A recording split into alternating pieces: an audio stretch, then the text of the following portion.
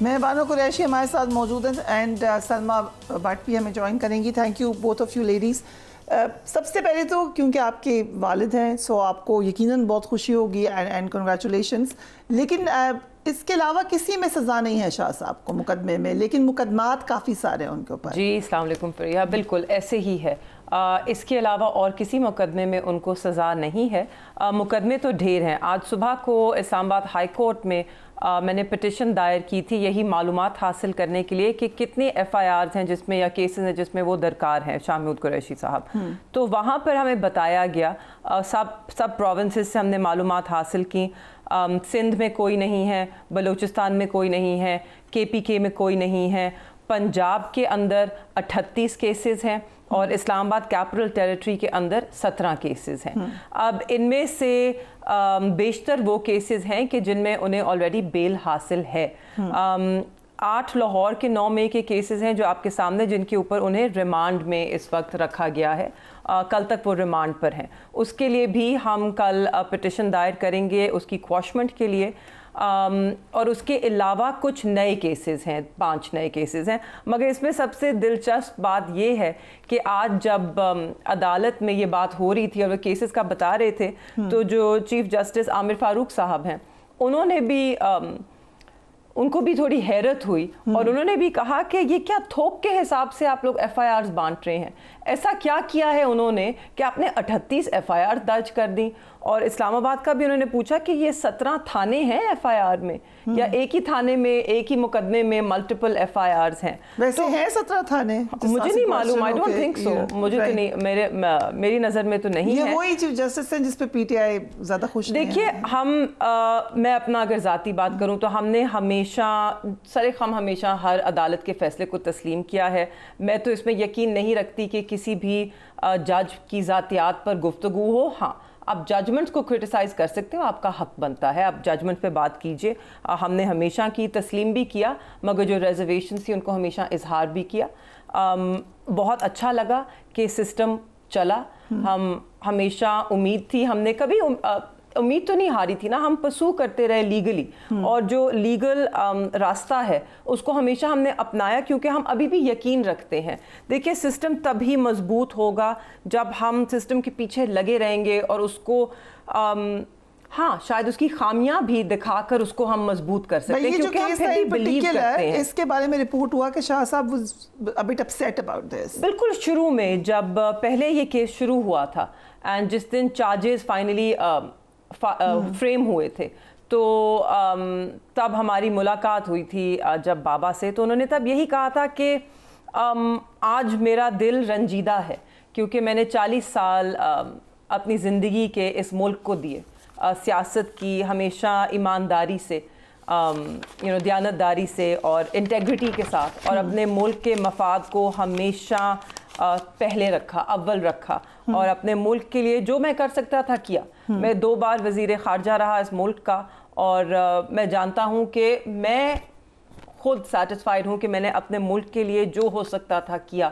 اور آج مجھے غدار ڈکلیئر کر دیا گیا ہے. تو انہوں نے کہا اس بات کا دکھ تو obviously ٹھیس پہنچی, ان کو بہت تکلیف پہنچی. So he should be a happy man now. Yes, we are all happy. دیکھیں ہم سب خوش ہیں. ایک بیانیہ بنایا گیا کہ عمران خان صاحب اور شاہ محمود قریشی صاحب دونوں غدار ہیں, انہوں نے ملک سے غداری کی, ان کے اقدام سے پاکستان کو نقصان ہوا, پاکستان کو ٹھیس پہنچا, دشمن ملک کو فائدہ ہوا. اور کل اللہ کے فضل و کرم سے یہ جو بیانیہ تھا یہ چور چور ہو گیا. ٹھیک ہے, اگر اجازت دیں سلما بٹ صاحبہ, بیرسٹر عقیل ملک اور طلال چودھری نے پریس کانفرنس کی. انہوں نے کہا سائفر کیس فیصلے کے خلاف اپیل میں ہم لوگ جا رہے ہیں لیکن حکومت نہیں پروسیکیوشن اپیل میں جائے گی. ایگزیکٹلی اس کیس کے اندر بہت سارے لوپ ہولز تھے جو کہ بہت سارے جو انڈیپینڈنٹ رپورٹرز کور کر رہے تھے انہوں نے ہائی لائٹ بھی کیے. آپ کو لگتا ہے کہ آپ بہتر طور پہ اب اس کو لڑ سکیں گے؟ جی بسم اللہ الرحمن الرحیم, بہت شکریہ. دیکھیں میں سائفر کیس پہ بالکل بات کروں گی لیکن اس سے پہلے میں ایک بات ضرور کرنا چاہوں گی کیونکہ مہربانو قریشی بیٹھی ہوئی ہیں اور یہ ڈائریکٹلی ان کے والد پہ. تو دیکھیں یہاں پہ جو ابھی جو بات کری ہے یہ ایک بیٹی کری ہے اپنے والد کے لیے اور وہ پرسیو کری ہے, اس کا پورا رائٹ ہے. تو لہٰذا میں اس حوالے سے تو شاہ صاحب پہ یا ان پہ اس وقت مہربانوں کی प्रेजेंस में कोई कमेंट नहीं करूंगी, क्योंकि आई अंडरस्टैंड कि एक बेटी का सेंटीमेंट बाप के लिए क्या होता है और वो वालिद के लिए किस हद तक फाइट भी कर सकती है और कहाँ तक जा सकती है, और जाहिर बात है वो चाहती है।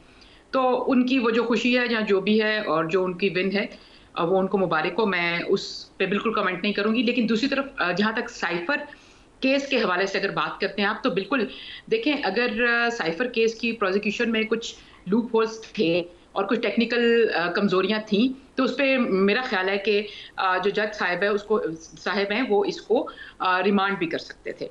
और दूसरी बात ये है कि वो उन्होंने बहुत जल्दी की साइफर केस का फैसला निपटाने में, जबकि तारीख में ऐसा नहीं होता। देखिए साइफर एक बिल्कुल ओपन केस है। मैं इमरान खान साहब के हवाले से बात जरूर करूंगी। 3 बार पहले भी रिमांड हो चुका है, आप कहीं थी कि फिर दोबारा हो चुका है। मैं सिर्फ इमरान खान साहब के हवाले से साइफर में बात करना चाहूंगी कि देखिए साइफर का इल्जाम मैंने नहीं लगाया हुआ, आपने नहीं लगाया हुआ, साइफर मैंने या आपने नहीं ले रहा है। साइफर इनिशिएट कहां से हुआ था?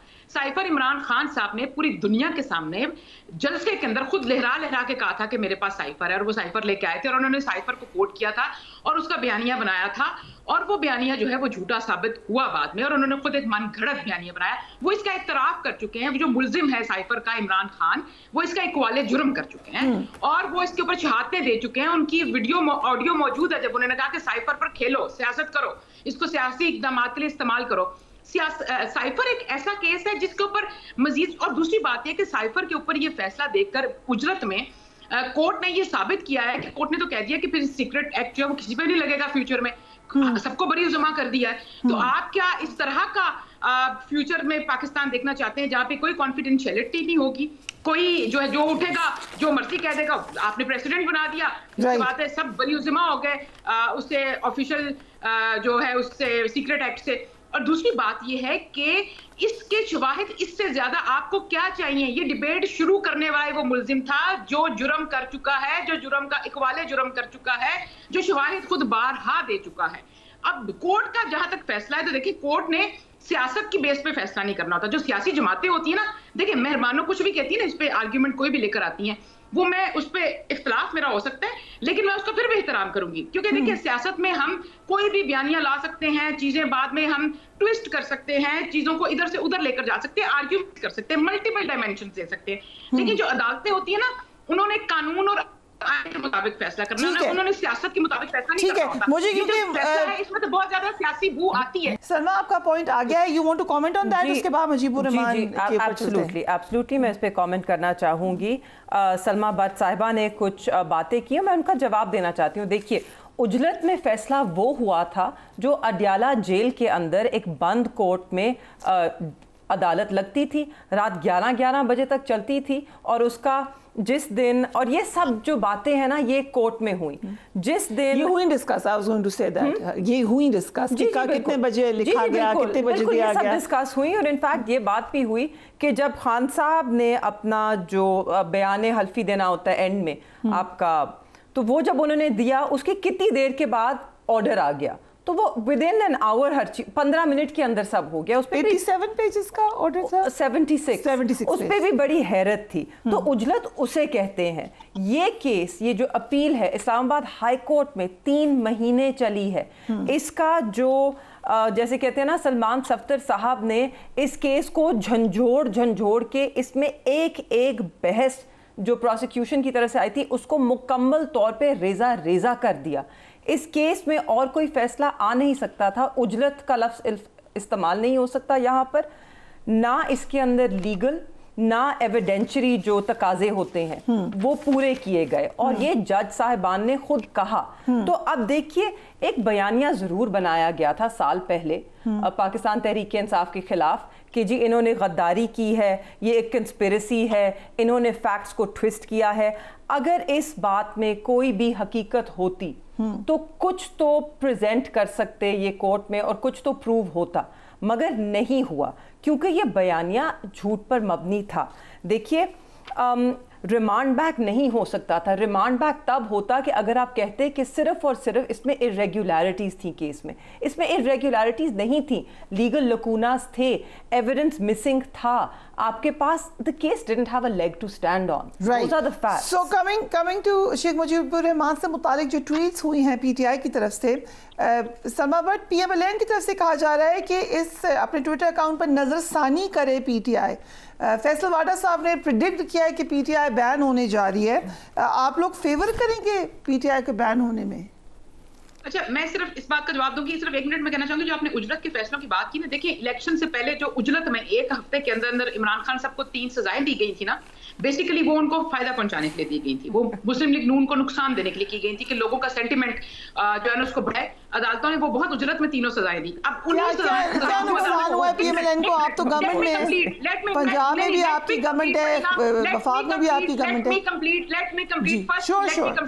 ہے. دوسری بات یہ ہے کہ اب پوسٹ الیکشن اس کو اب جو ہے ان سزاؤں کو ریورس کر کے پھر تحریک انصاف کو فائدہ پہنچانے کی کوشش کی جا رہی ہے. یہ وہی سہولت کاری ہے جو ابھی جاری ہے اور جو پچھلے 6-7 سالوں سے ہوئی ہے, جو عدالتی سسٹم کے اندر سے ہمیں نظر آتی ہے. اور یہ سب سے بڑا یہ سیاست دانوں کے لیے سوال نہیں ہے, سیاسی پارٹیوں کے لیے سوال نہیں ہے, یہ خود عدلیہ کے اوپر ایک سوال ہے اور ان کی اپنی پہچان اور کریڈیبلٹی جو ہے وہ لوگوں کے اندر پذیرائی جو ہے اس کے اوپر سوال اٹھتا ہے